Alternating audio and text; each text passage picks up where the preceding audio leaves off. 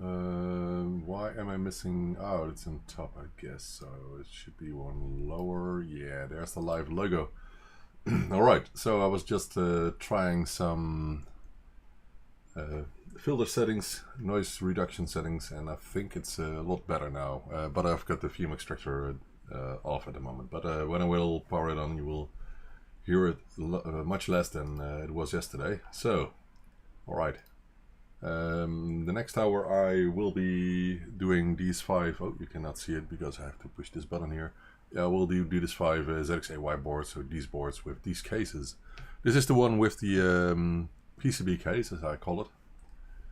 Inspired by the ZXPJ joy interface that is very popular, and I think the PCB case is a nice solution. It's relatively easy to have produced. And of course, it's a lot cheaper than a professionally printed case. So anyway, let's get to. Oh, the chat is already active. So all right. Yeah. Well, let's see if the filter does its job. I think so. I've tested it with a small recording, and I can still hear it quite loudly, but the noise reduction should. Yeah, it's about gone when I watched the volume bar, and you can still hear the background noise, but it's much less than it was yesterday, so it should be better.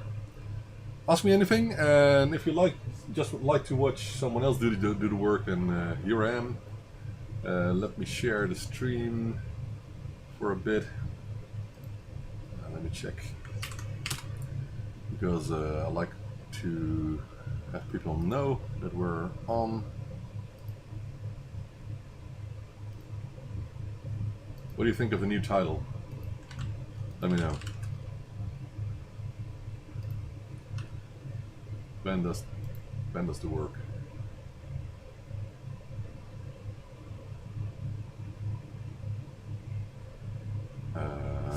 That's odd. Just a second. Yeah, it does work now. Doesn't show the thumbnail. Oh no, it does. Okay. Ben does the work. Yeah. All right.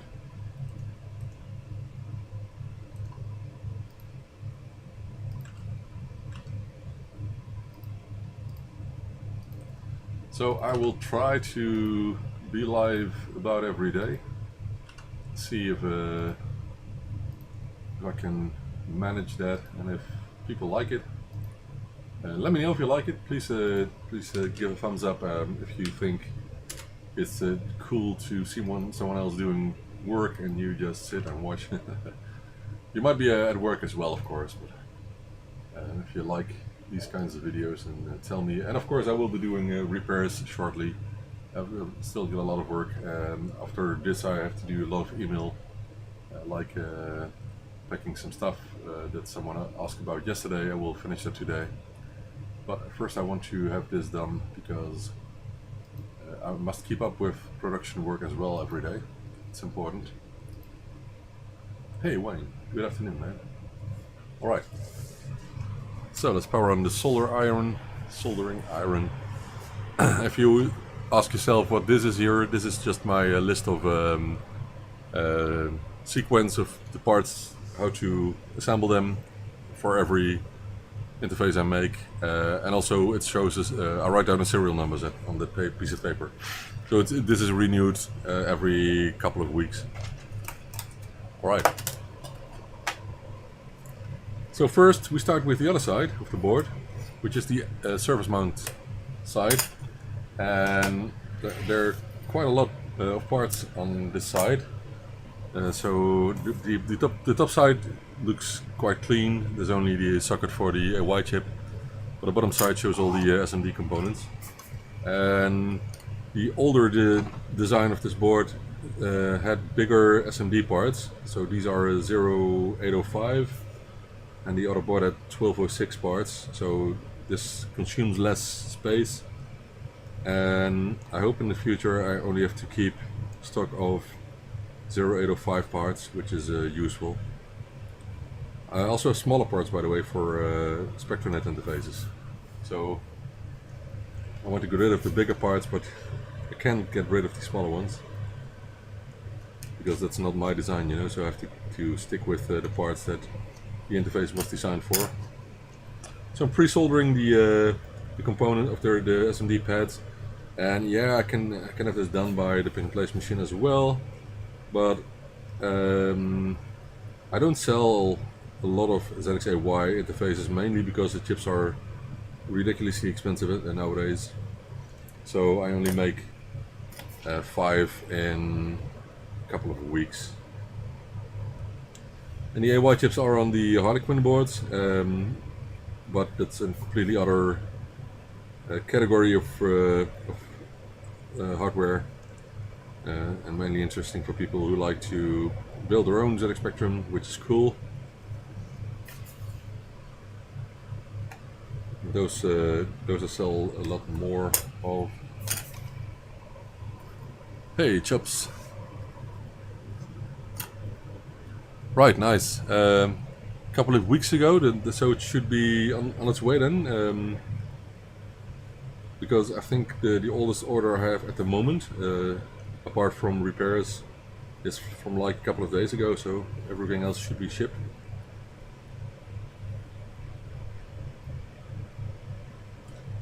There's only one order left to finish, and the rest is on the stack next to me. I think there are like 25 boxes here, and I hope to be able to ship them out today.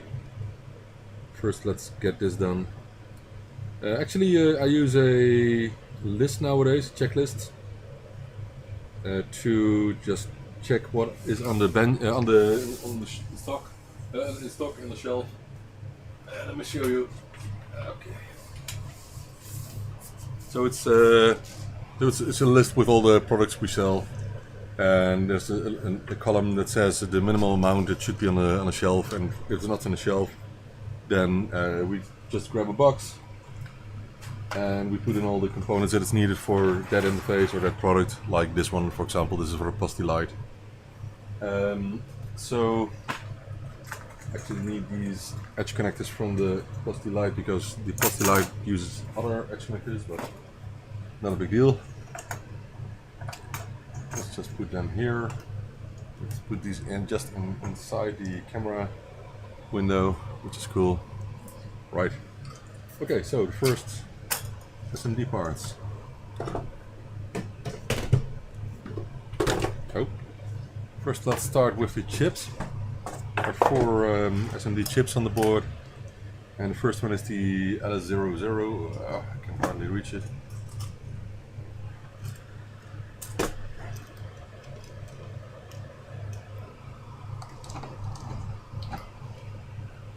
Oh, it's out of focus. Why? I really hate the software Logitech. It has its own mind.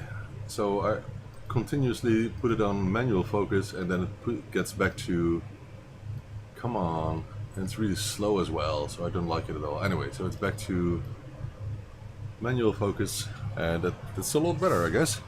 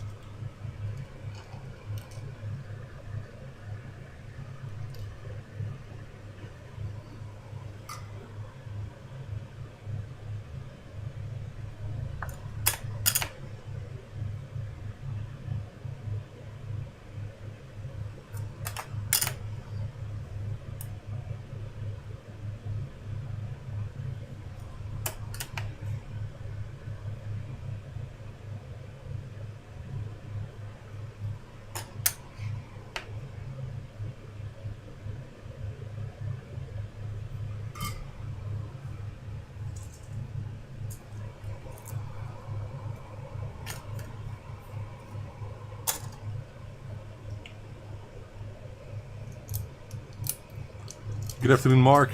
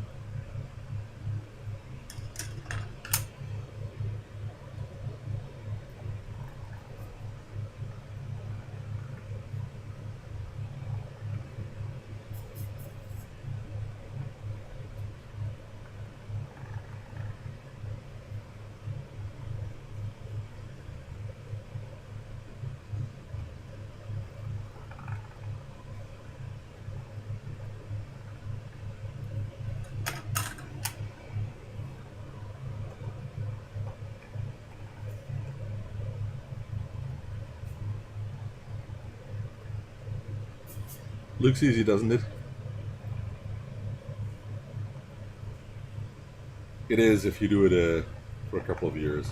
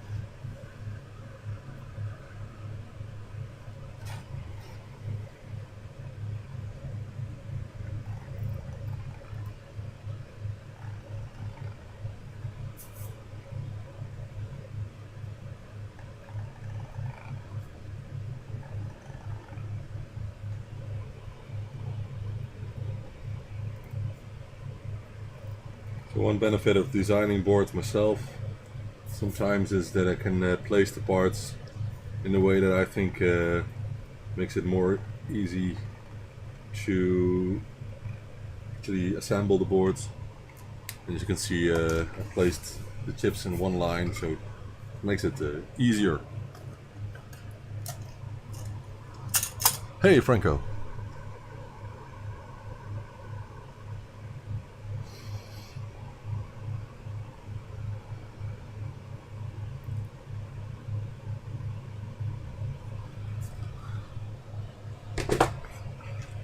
Right. 470.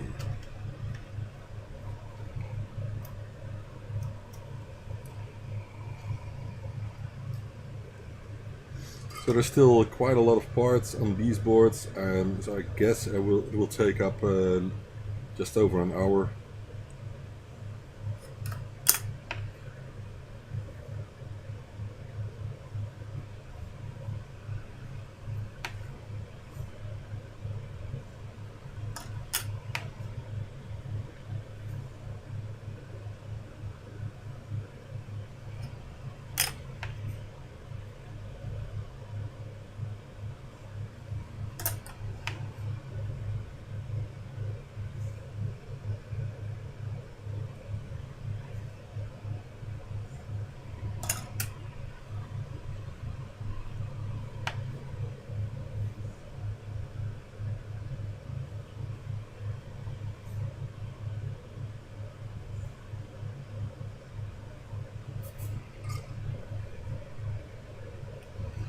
$4K7, 15 pieces.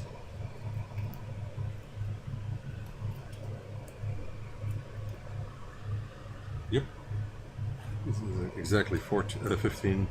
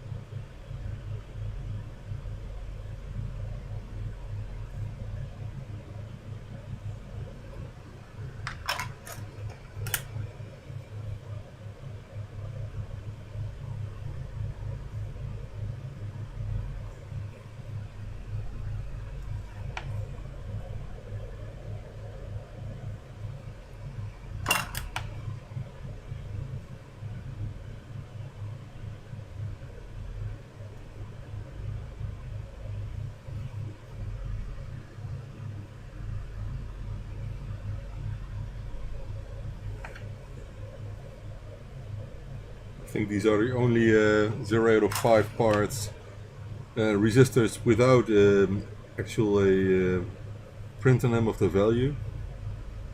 So most of these parts still have a printed value on them, so, which is quite useful to avoid mixing up parts. 9K1, 10 pieces.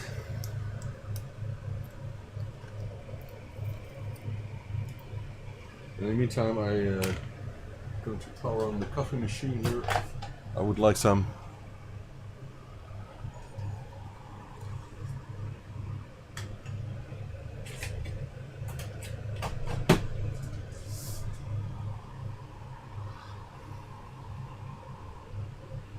Oh, that was you, Wayne, with free screens, but it was the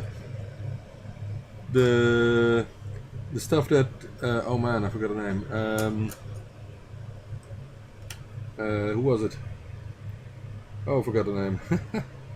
Still have a note that I should contact him to speak about that. Oh, with the Pac-Man game on 2 screens. Who was it? Or are you just talking about showing the same video output, Wayne?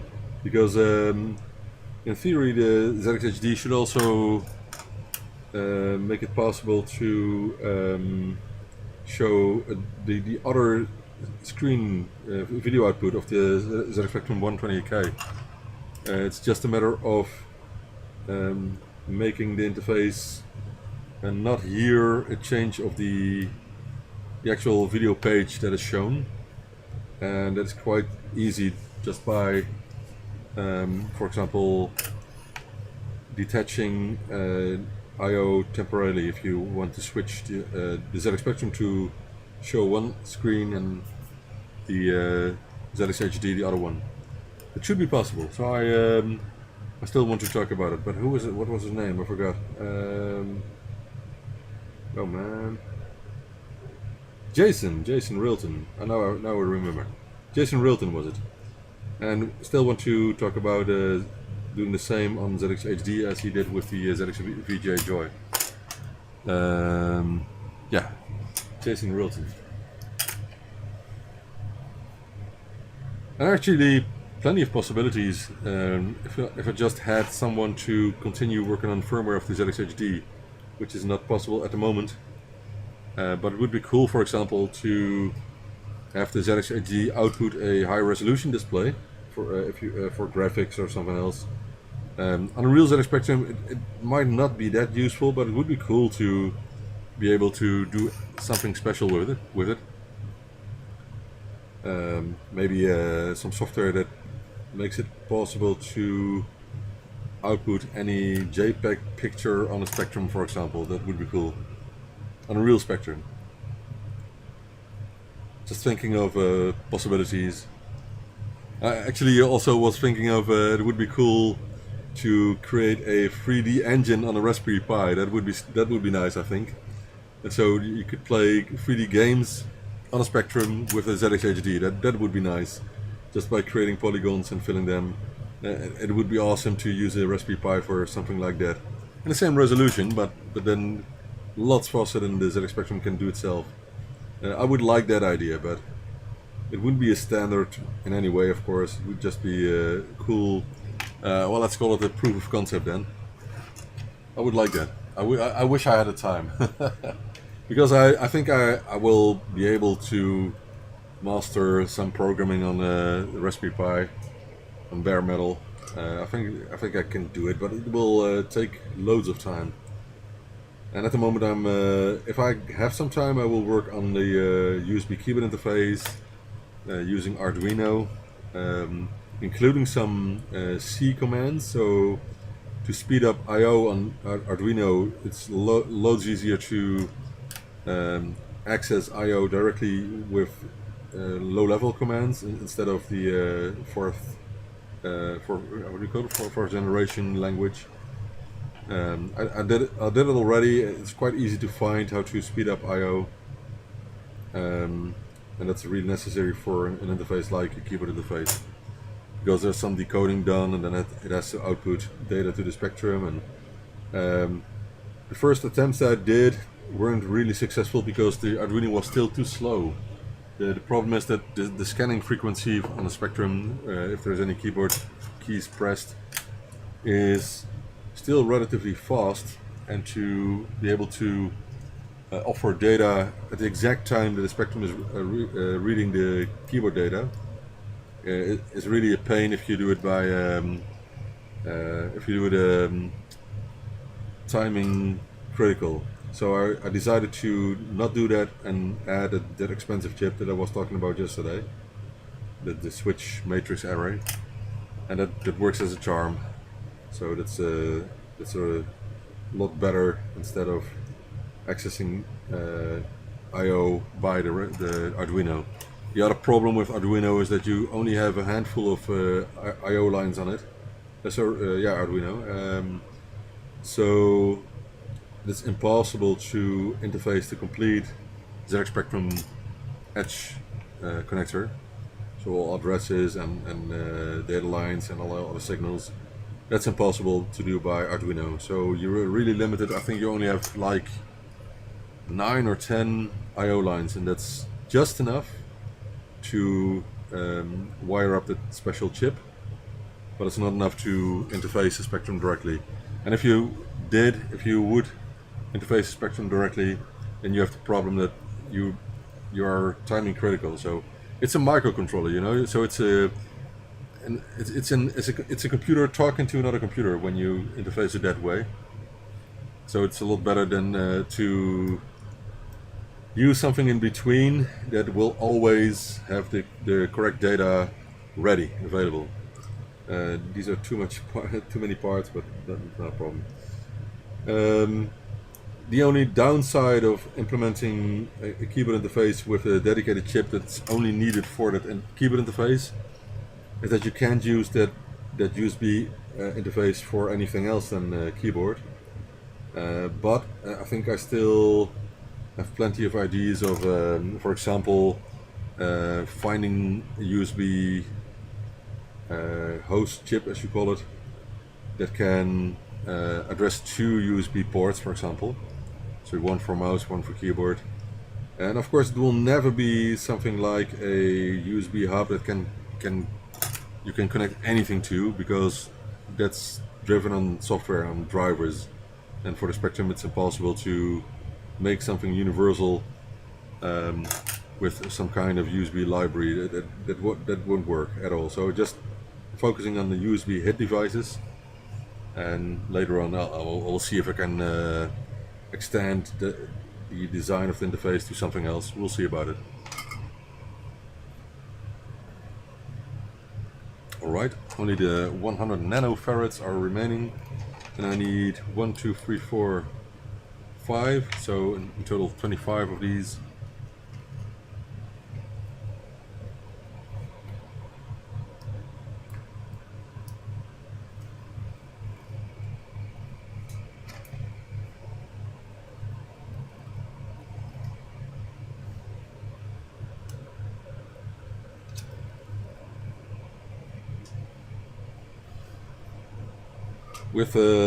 With about everything that you learn, when you start using it or learning it, it will feel odd and new, and but if you are using it for a while, then you get to new ideas with the same hardware, and that's the same with using Arduino, for example. So I'm just getting started with that, and time is quite limited. That's the main problem. Maybe if I've been a millionaire, then maybe I could just focus on developing new things. But who will produce them then? That's a problem, you know. It's only interesting if people are able to obtain one themselves, I think. Just watching ideas is not that interesting, I think. It's getting an idea to people, to a market. That's what I do. That's what I like. Yesterday we made the ZX HD, 5 pieces, and that was just an idea. And Imre from Hungary, who I was talking with, said, "Yeah, I think I can try doing that on a Raspberry Pi. If you do the interface, Ben, then I will do the Raspberry Pi side, the software side." And in the week he had a working prototype, so that's quite nice. But it was in a time that he had more time from work and more free time, more spare time. But in the meantime, especially because of COVID, lots changed there, and he bought a house just before COVID broke out. So he got a lot of things on his mind, like many of us. It's a pity, but we'll see. Still plenty of ideas, but time is limited.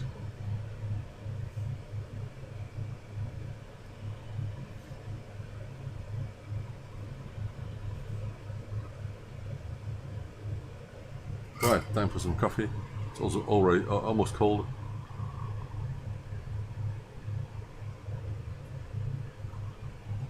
Yeah, Franco, exactly. The timing should be very close, but you could use some kind of buffer chip, flip-flop chip, that keeps the data for just fraction of a second, 50th of a second. That's a possibility, but I tried it, and the main problem I think was that if you would have a buffer chip to save the keyboard data for a fraction of a second, then you need to do that for each keyboard column, or you should know which keyboard column is read out, and that's impossible because you don't have that many I/O lines on the Arduino or an Atmega chip. That's an Arduino, but Arduino is an Atmega chip on the prototype board with the Arduino user interface, the Arduino development suite. So you're really limited, and it's a pity. I wonder why the basic Arduinos have only like 15 I/O lines. And of course, that there will probably be more complex ones, but the fun thing with the Arduino chips is that they're so cheap. So it's a perfect solution as a core of some interface, but if you use the cheap chips, then it's impossible to make the interface just listen to everything that goes on as a ZX Spectrum. That won't work at all. It sounds fast, 400 megahertz or something. It sounds fast, but it's really not, because you're programming software on a CPU, and as fast as it can be, it's still limited by the work you need to do on it. So it was quite impossible to do it with without the chip that I chose. I think it's the MT093 chip, analog switch matrix, something like that. Really cool. I like it.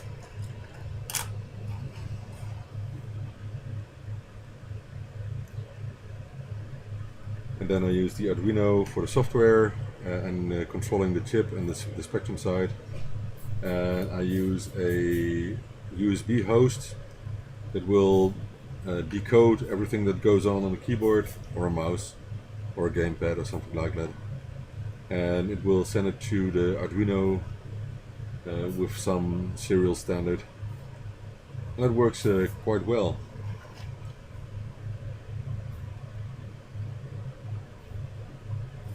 And really, it's not that complicated writing some software like that and developing some circuit. I don't think it's that hard to understand. That's why I am planning. I wrote some notes down about how the current version of that interface came to life, and I think it would be nice if people can, if I can make a video explaining how I came to the current design and what obstacles I had, what ideas I tested. I think it could be nice to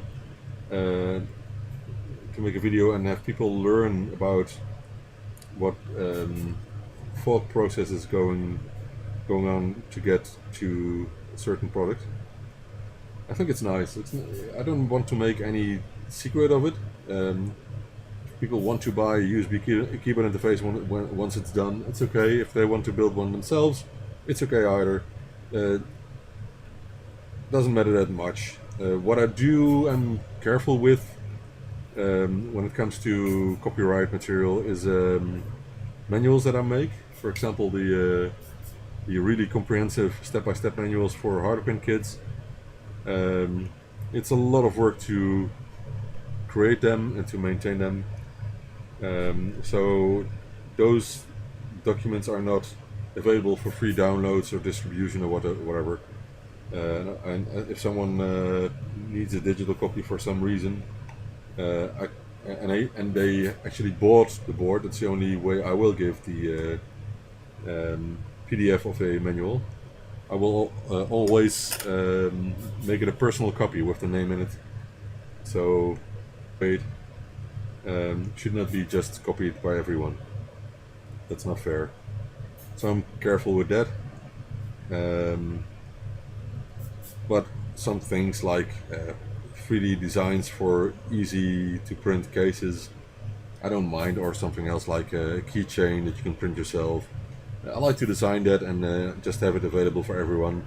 And there's another reason that I am not selling some products that I designed, like keychains of toast rack, uh, mini toast racks, of course.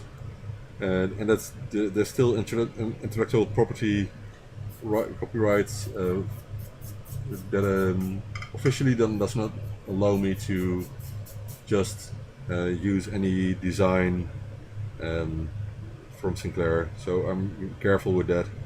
And sometimes I give some gifts to people, but I do not sell them in a web shop. And I print them myself, design the design myself, the complete design, including the keys and the logos. But it's still there. The design is not my own. I made it in my 3D modeling software, but the original design is by Sinclair, by Rick Dickinson. So I will not just use it and abuse it. The only thing that someone told me about is that the rainbow logo might actually also be copyrighted. And I'm not using the original Sinclair rainbow logo.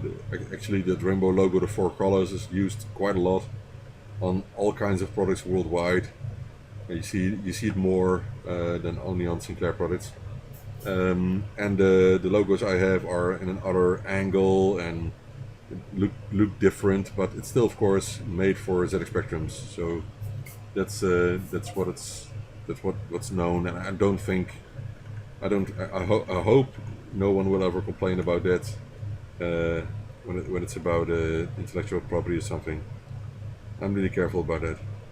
That's the reason I also don't sell or replica cases, because I still don't know if that's allowed. I know some companies do, but I don't know if I'm allowed to, so I'm really careful.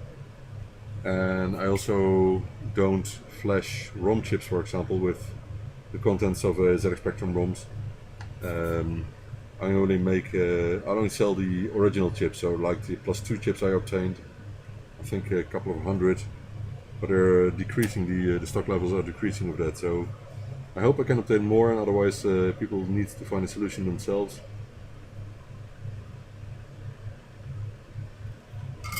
I'm not sure if I'm allowed to say that people can flash their own chips, but it's possible, of course. Alright, so that's one.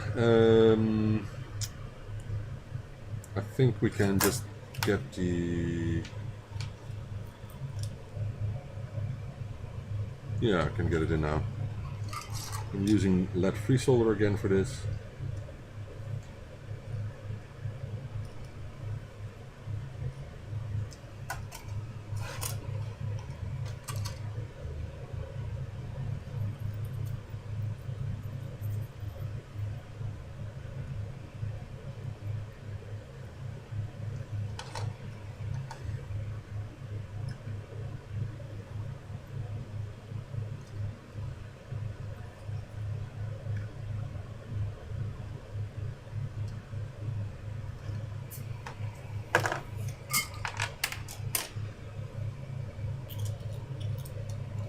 Let me check the chat.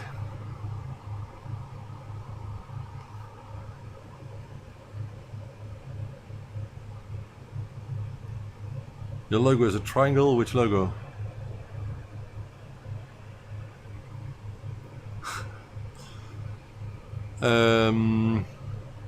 Hey, Constantine, good afternoon.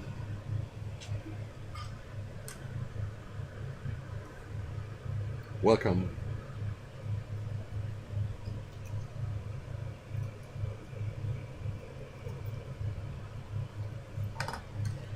You see, sometimes these boards are too light, so I need something to put on to make the soldering a bit more easy.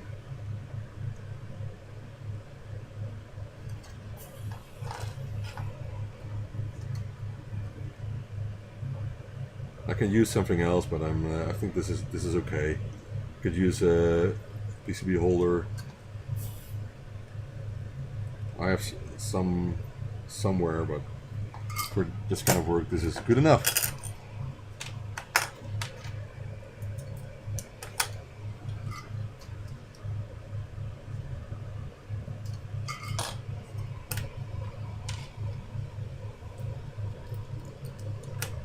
So before continuing with this, I will write the serial numbers because the ink has to dry.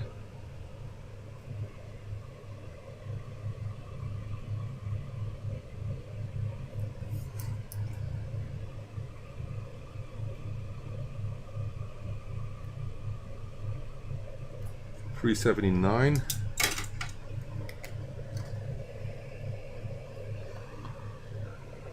June 14th.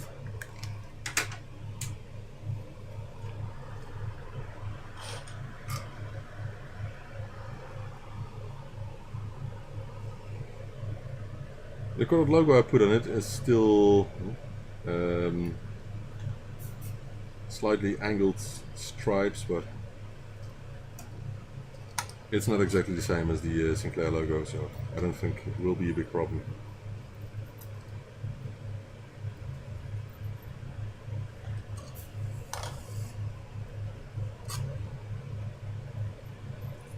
I just don't use Sinclair logos or something, or Zoe Spectrum logos.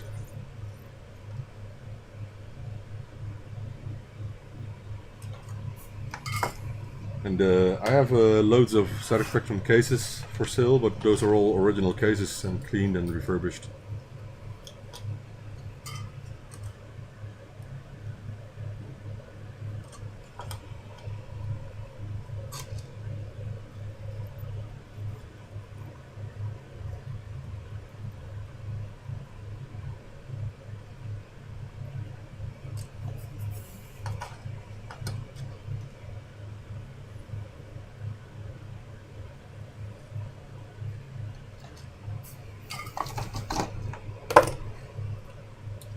Now for the edge connectors before continuing with the other parts.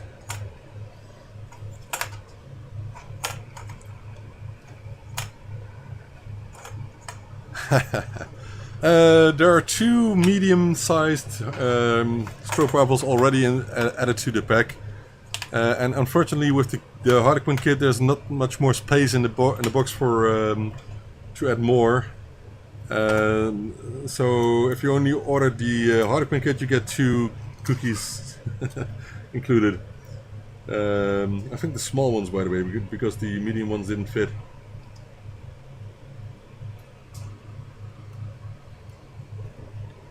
If there's more space in the box, I often add more. Not always, unfortunately. If there's no space, then I cannot add them in any way.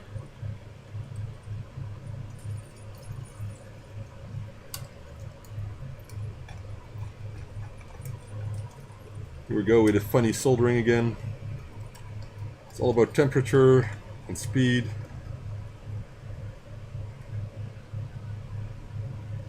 And checking carefully if there are no solder bridges.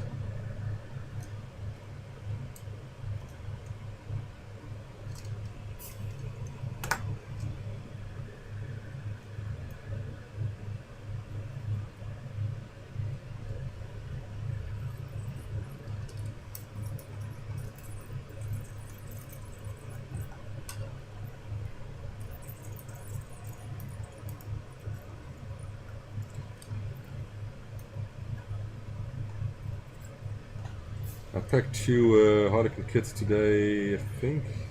Yeah, I think so. And I don't think I saw anything else in the kit itself, so 2 are enough.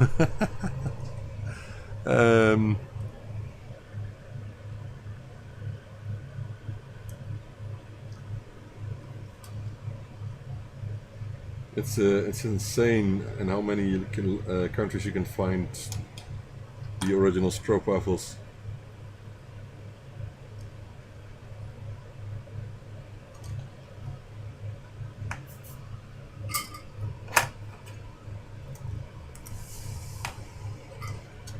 In about every place I visited in the UK, I found them in supermarkets.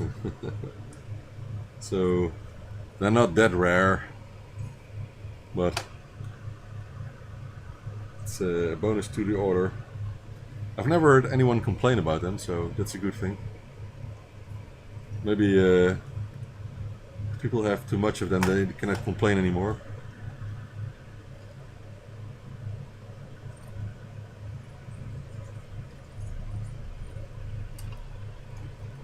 And it's tempting to eat too many stroke bubbles, especially if you have got hundreds on a shelf behind you. But I don't. I try to eat like pasta and other stuff that with slow carbon fiber. And I sit on the bike quite a lot. So tomorrow, this morning, I started with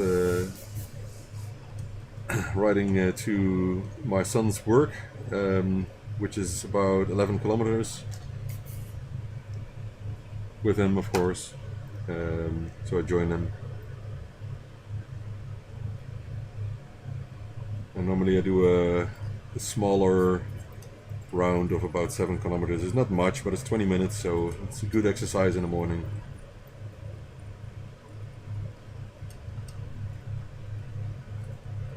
Sitting all day is not good for your health.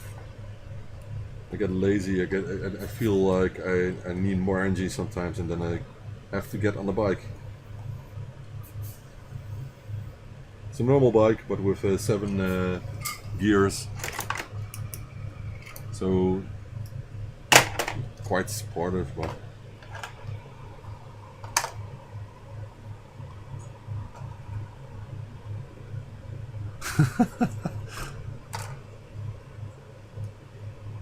I think I closed the box already, but if I knew, I would have just picked a bigger box or something.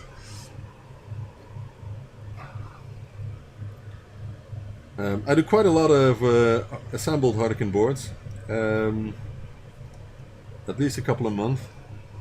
And in the beginning it took me about 3 hours, but now it just takes over an hour on average. So mostly I do 2 or 3 or 4 sometimes at once, which makes it easier to put in the through-hole parts. More efficient.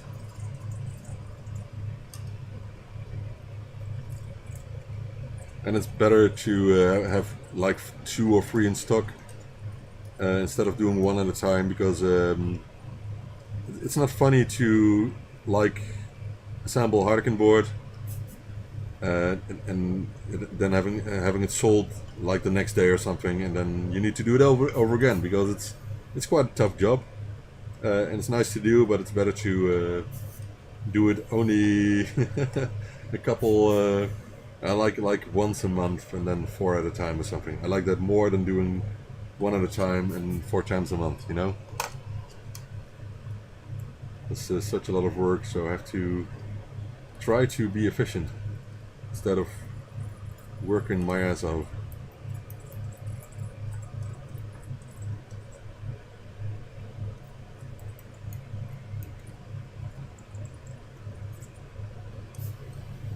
So again, after this I will focus on email and some stuff people are waiting for a while already to ship. And I hope to be working on repairs again this week. That's been a long time.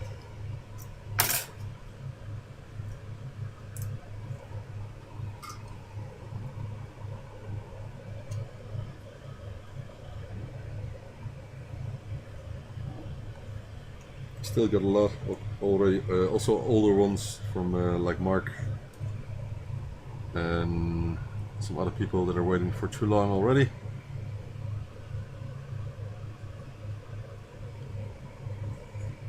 But I've done a lot of work in the meantime, so I offered some ZX Spectrum cases, some new cases for older products.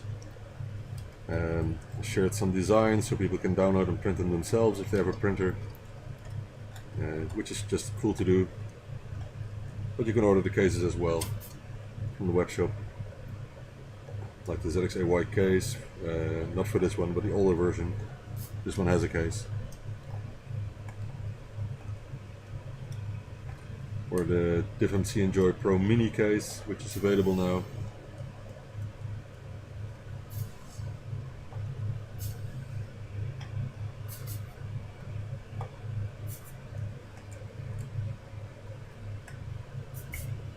A bit too much solder, and you see me adding more, but it's because of the flux, it's not easy to remove the old one. or the excessive amount. With some new solder added is easier.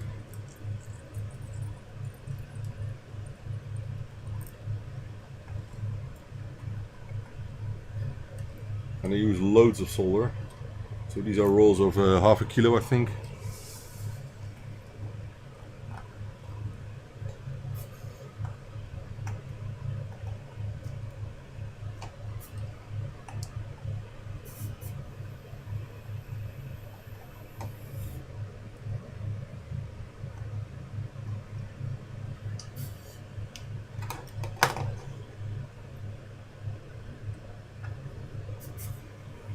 And with leaded solder, it's a bit harder to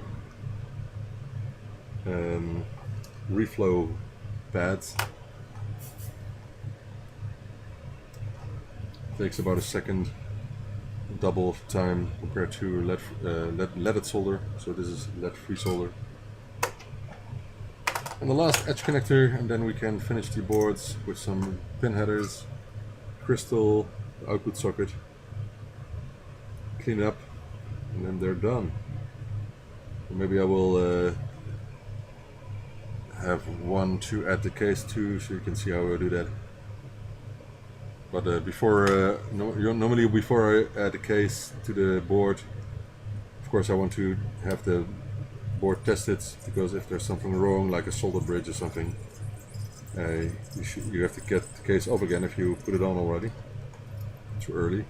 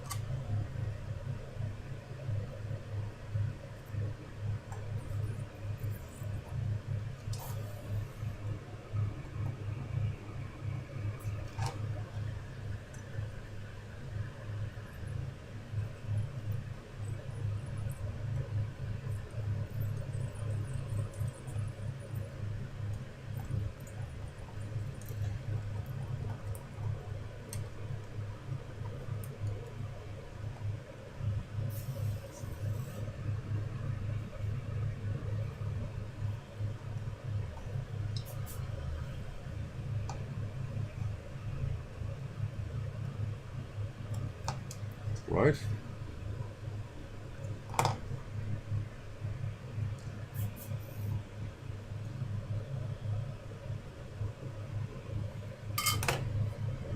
All right.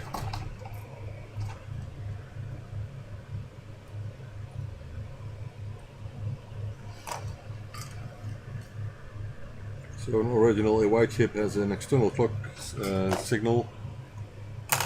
The clones mostly have an internal clock, which is easier with the Atmel microcontroller, but they're not that flexible, and you cannot use them on something else if they're designed for a specific clock speed, which is a pity. So if you, for example, use a clone of an AY chip that's made for the ZX Spectrum and you want to use it in something like an Atari or something, it will sound differently. It's really odd, it's out of tune, something like that. But the original chips will always work in any device.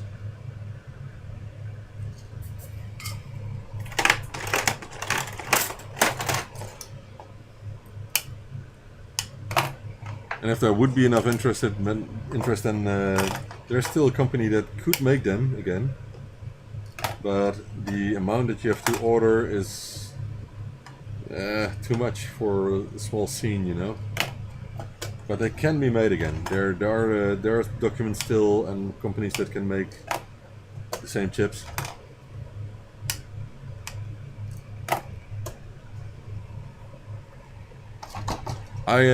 I'm sure that in the future we can print chips, maybe simple chips, but still, yeah, it's a matter of time before you can print your own Z80 CPU, for example.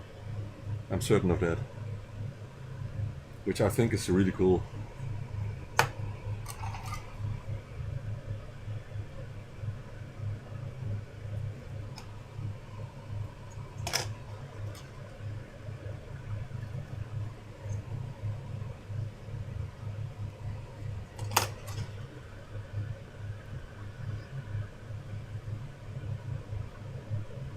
I think it's already possible to print simple circuits, but I'm sure that in time you will be able to print more complex circuits as well. Would be interesting, right? If that would be possible.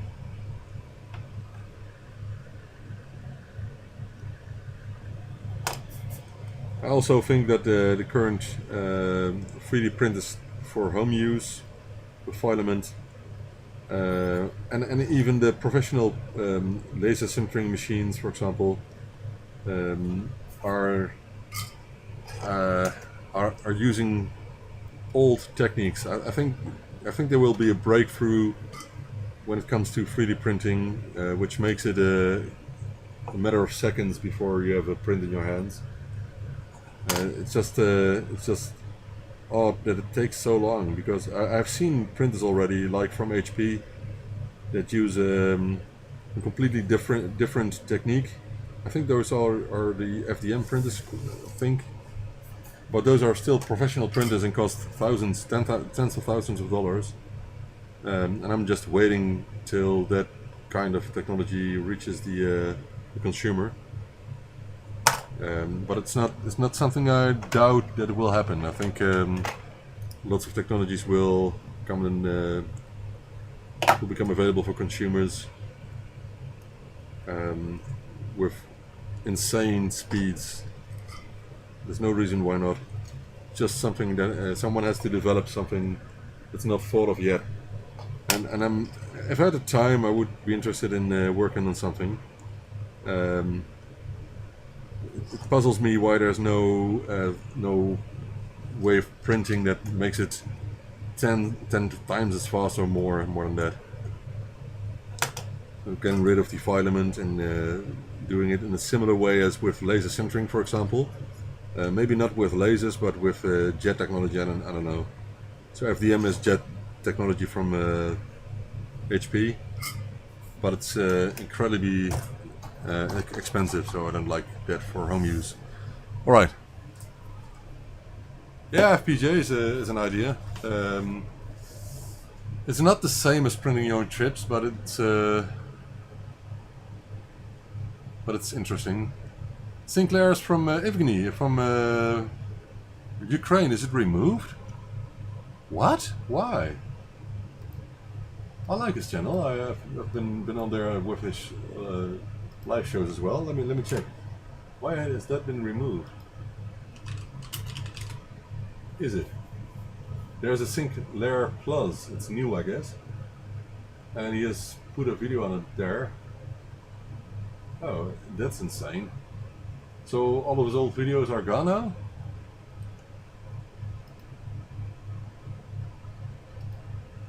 Looks like he put loads of videos on there. No, that's impossible. These videos are from 2 years ago. So I guess this is his second channel then. 26 videos. I wonder what happened. He's a good guy. I like talking with him. I even tried some Ukraine in one of his live shows. So I sent him a video through Facebook that he played live in the show, where I tried to speak some Ukraine just by listening to it on the Google Translate, you know. That was not a big success.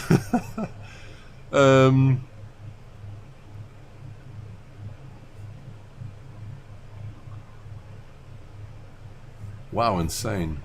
Oh well, Konstantin, are you from Ukraine as well? Because I remember I saw an order from Ukraine. Cool.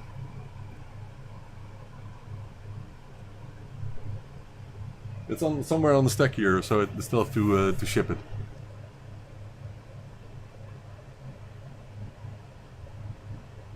Yeah, well, 3D printing is not exactly environment friendly. It still produces lots of plastics and so, you know. I wish I actually had a way of using misprints, for example, and reusing the material, but I don't have the possibility. Should be something for that, but you're from Germany. Okay, okay. All right. What I was trying to grab are some pinheaders here. These and oh, those are the only ones. So these are dual row. Oh, what this just dropped? I don't know. Dual row pinheaders, angled.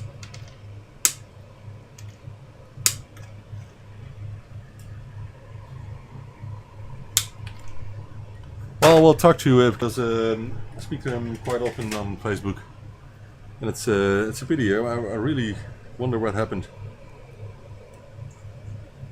I think it's might be his main source of income at the moment, but I'm not sure about it.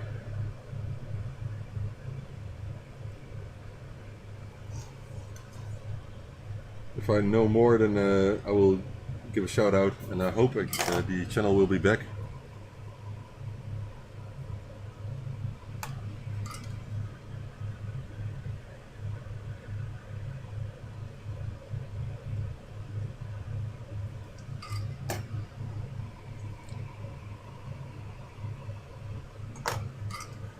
I don't see any reason why it should be deleted, but I'll ask him when I find the time.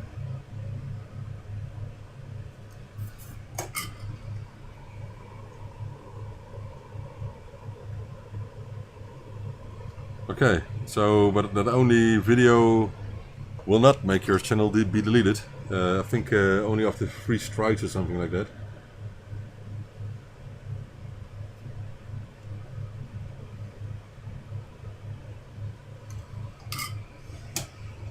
But I know that the bureaucracy of YouTube is quite annoying, and I haven't had issues with that myself, except from all kinds of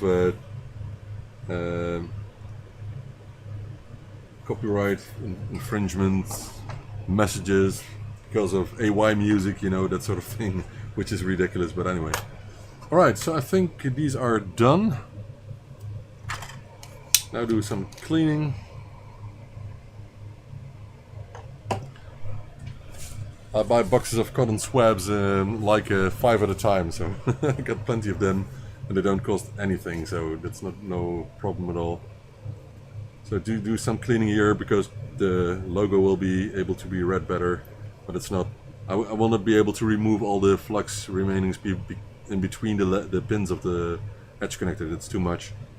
But just this is enough, and there's also a case on it, so nobody will notice anyway. But it's nicer to know it's a bit cleaner than without. So now there's no flux remaining on the text anymore. And this side I will do more thoroughly in a minute.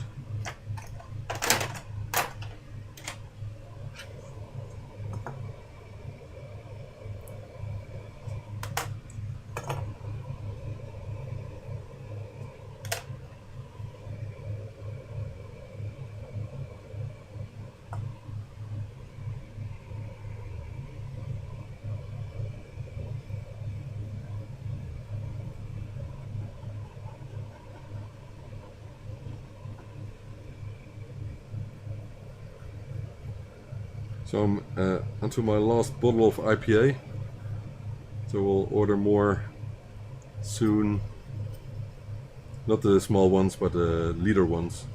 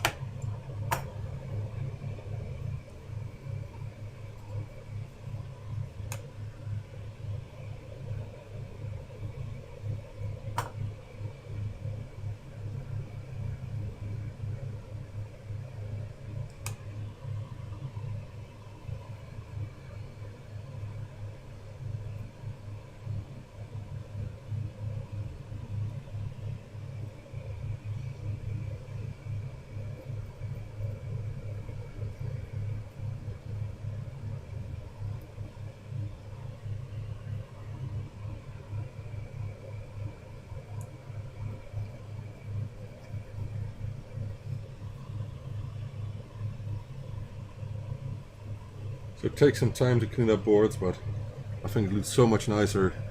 So I don't mind spending some time on it.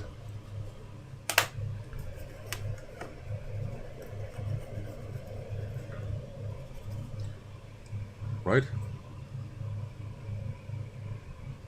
Better. So now for the other side.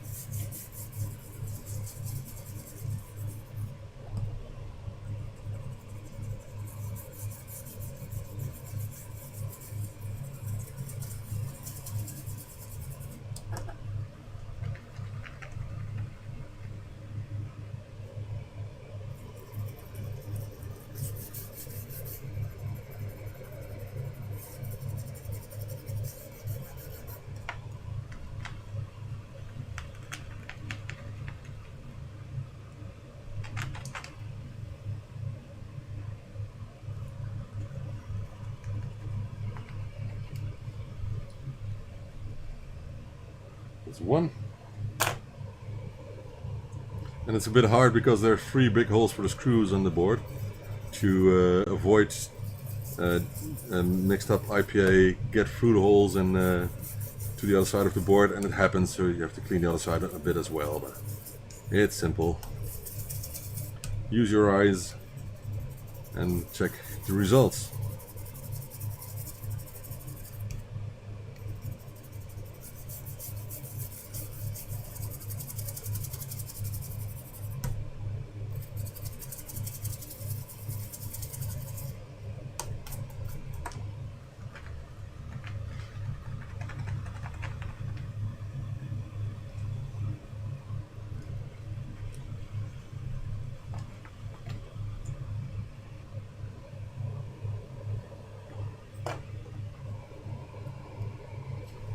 Number 3.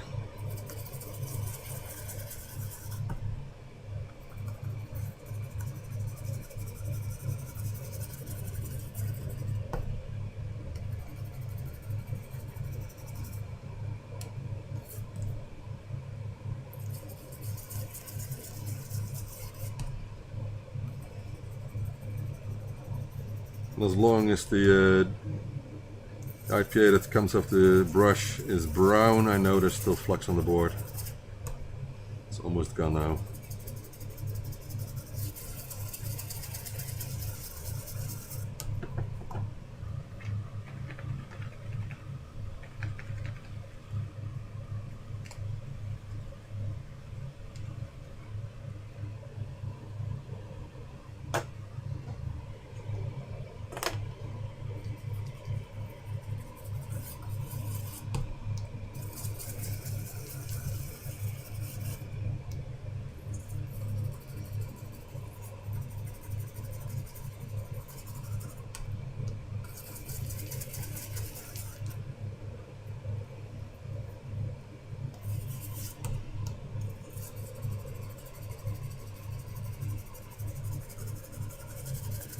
And that's the same with yesterday's boards. I keep these in an angle so the IPA won't get into the edge connector, which will also transport all the flux remainders into the edge connector, and I don't, that's just, no, don't do that.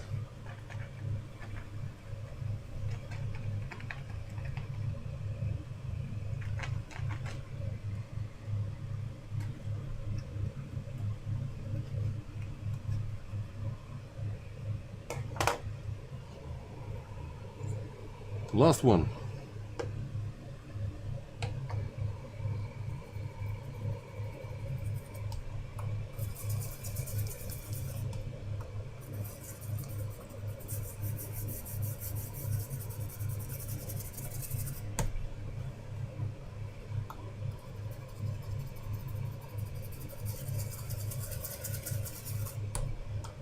And then we have 5 more sound interfaces for the ZX Spectrum.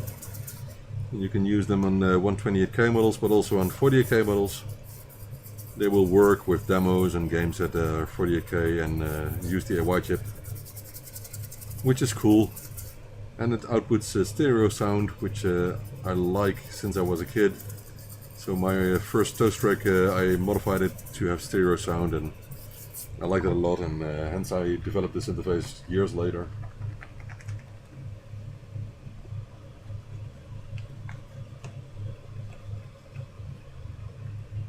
Right. Let's check if everything is okay now, and there's still some spots of flux on the rubber mat here, so let's clean it as well.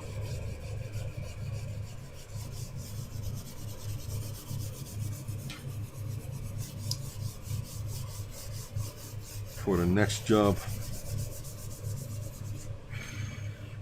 I personally don't know why people can work in a dirty workplace. I like to have it clean. Can see better what I'm doing.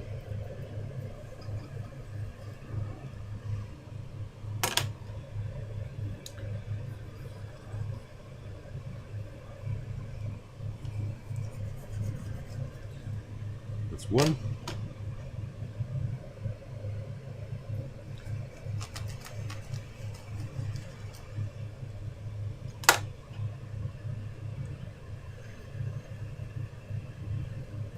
That's two.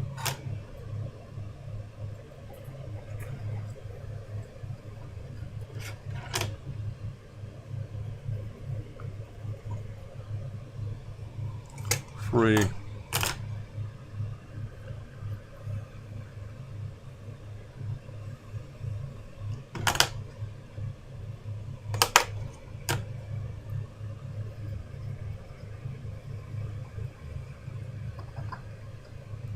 And the last one. Right. So that's done. But something is missing. Who can tell what is missing? Who can tell what is missing?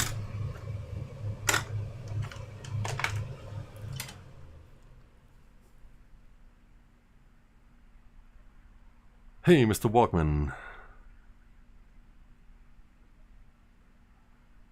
Yeah, these can be modified for ZX81, I'm sure of that.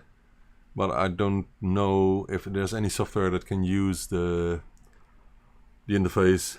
Don't know. But it would be interesting to find. Can I post a link? Can I post a link of what? Can I post a link? I think you can post a link. Oh, so yeah, I think so. But I have to link to approve on links that are sent. Is it possible to get my board with sockets pre-soldered instead of waffles? I will add extra waffles if you buy an assembled board. The edge connector is 2 pins shorter on each end. Yeah, but that's not the only thing. The pin out of a ZX81 edge connector is different. I actually got a. No, I don't have it of the ZX81. I have a diagram showing the differences between the ZX Spectrum models, not the ZX81.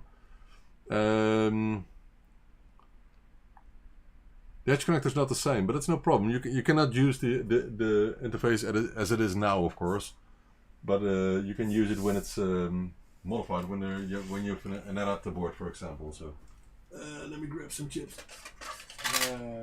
Yeah. So this is missing, but it's not the only thing. What else is missing, guys? Help me out.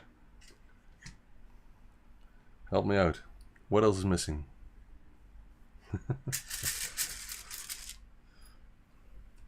I will help you. These are missing. And these are missing. And I think that's all. Let's check it out.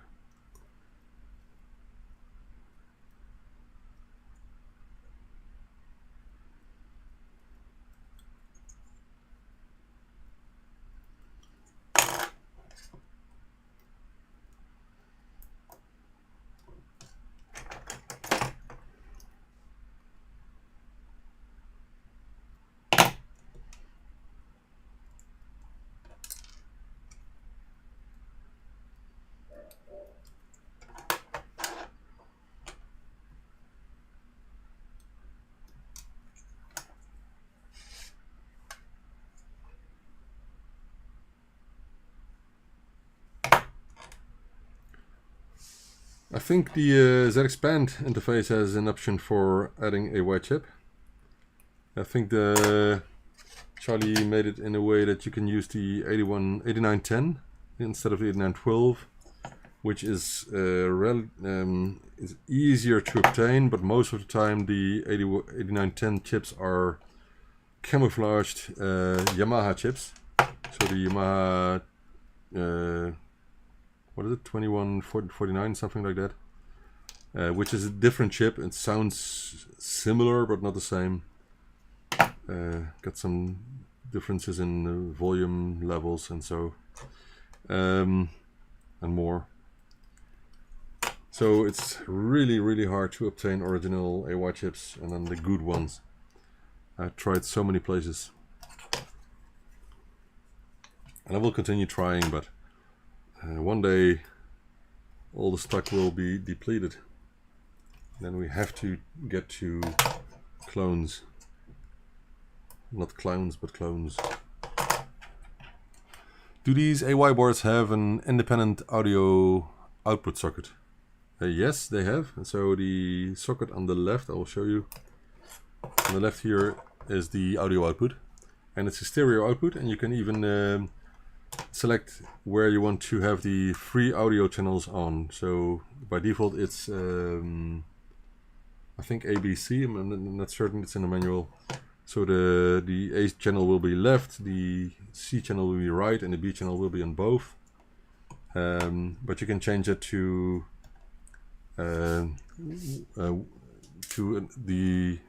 swap the B and C channel.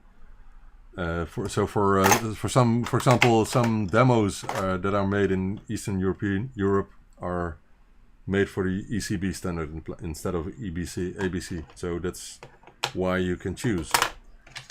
So it's a jumper option, it's no switch, and most of the time no one is bothering, so you can hear some music play, sometimes more on the left channel or in the center or something like that, you know. So you can configure it, but you can just leave it as it is as well.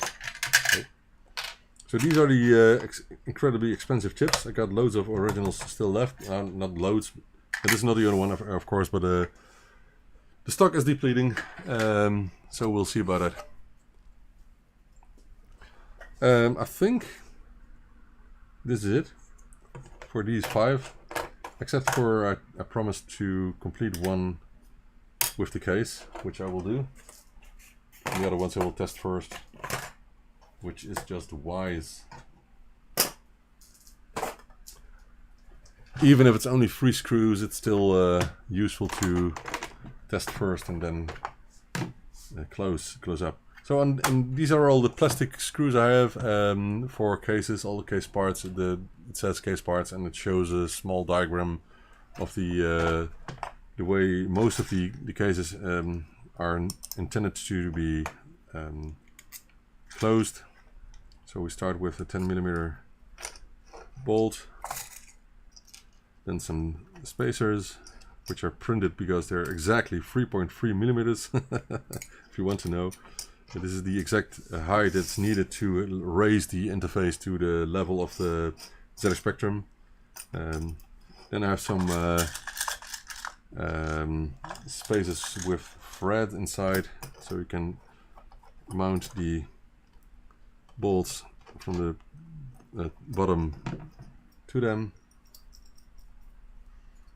And the colors on these this screwdriver are from toner cartridges from my laser printers.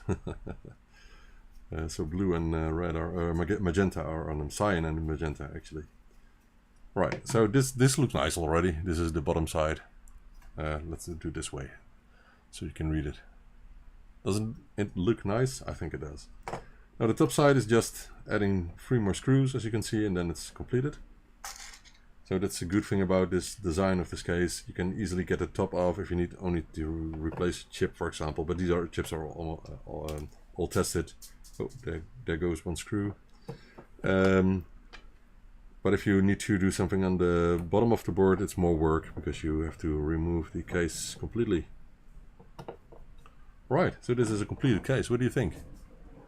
Let me see if I can grab that fallen bolt here. Yeah, stay put. Yeah, gotcha. What do you think of the completed interface with the PCB case?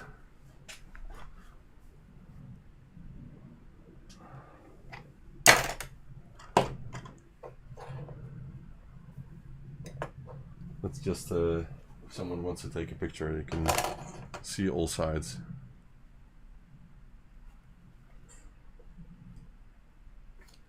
Nice, isn't it? We keep the Spectrum running. No landfills here. We just keep them running as long as we can. So this is it. This is the ZXAY interface with the PCB case. I use plastic screws so they don't scratch that much on surfaces. They still can scratch because it's hard plastic, of course, but it's less prone to scratching compared to metal screws, of course. And I think it looks nice. It's easy to assemble, and it looks better than metal screws. Of course, you get black metal screws, but they're not easy to obtain, and they're more expensive to ship, by the way. So plastic screws are perfect for this. This is a side view, the output. This is the other side where you can see the crystal, and you can still, if you want to, you can read, let's put it this way then. You can read the text in between. Isn't that nice? You cannot see the serial number, which is underneath the bottom plate. But this is the way we do it with the PCB case, and it's just perfect. It works perfectly. Same with the Camps and Mouse Turbo interface. It also got a PCB case as well, and the same with the Pro 1 interface. And I think those are the only three I got a PCB case for at the moment. Am I right? Yeah, I think so. But it's still nice, and it comes with the silk screen, so that's perfect for adding text in white. I like it. All right, this is it for now. What time is it? I think it's dinner time for us, so I'm going to leave it at this. Thumbs up, please, if you like the video. I would like if you do that. And yeah, you could use rubber feet, but now because there are screws in, the rubber feet won't do anything because the screws are already like 3 millimeters high. That's high enough. So this works just fine. You could put something underneath your ZX Spectrum, of course. I use painted tables myself here. I designed the place here with all the tables, so. All right.